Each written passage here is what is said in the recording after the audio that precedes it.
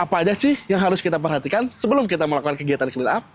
Nah, yang pertama yang harus kita perhatikan sebelum kita turun ke sungai adalah mengecekkan dulu untuk si debit airnya. Apakah si tinggi airnya ini selutut, sepaha, atau sepinggang. Karena ini juga bisa membahayakan juga ya. Jadi kita bisa lebih prepare dari awal. Kayak misal, oh ini kayak cuman semata kaki doang. Jadi mungkin kita aman untuk bisa menggunakan sepatu bot doang. Tapi jika kita lebih dari di atas mata kaki, kita harus menggunakan chest wadder ini guys. Nah, terus juga jika di sungainya itu tinggi, melebihi dari dada, kita tuh harus menggunakan pelampung atau perahu guys. Lalu yang kedua yang harus kita perhatikan adalah lubang-lubang seperti ini guys. Biasanya lubang-lubang seperti ini tuh sarangnya ular. Dan kita juga sering sekali melihat ya keluar masuknya ular tuh dari lubang-lubang seperti ini. Apalagi kalau misalkan tebing-tebingnya tanah. Jadi biasanya ular-ular tuh muncul dari sekitaran sini. Dan yang ketiga yang kita harus perhatikan adalah jenis-jenis sampah apa saja yang berada di sungainya. Ini contohnya nih guys. Ini adalah contoh sampah organik yang masih ada pakunya. Ini bisa membahayakan banget nih. Ini bahaya banget kan kalau kita lagi clean up. Terus apalagi kalau kita tidak menggunakan chest wadder ini, sepatu bot yang nyambung ini bisa membahayakan. FYI kebanyakan yang kayu-kayu seperti ini tuh hampir 70%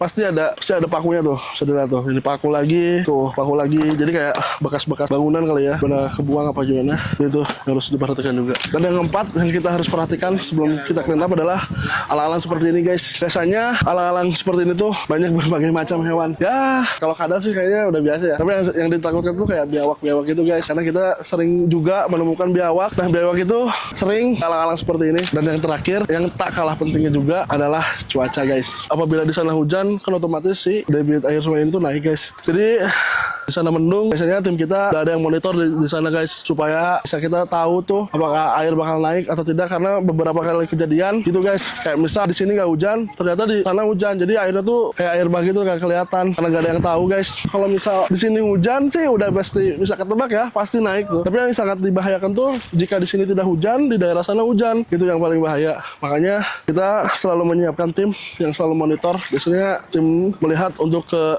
sana, dilihat dari perubahan air apakah biasanya ini udah naik, kita harus lebih hati-hati. Begitu paling sesimpel itu kan. Tapi itu adalah hal yang harus diperhatikan versi Tanewara. Terima kasih. Bye bye.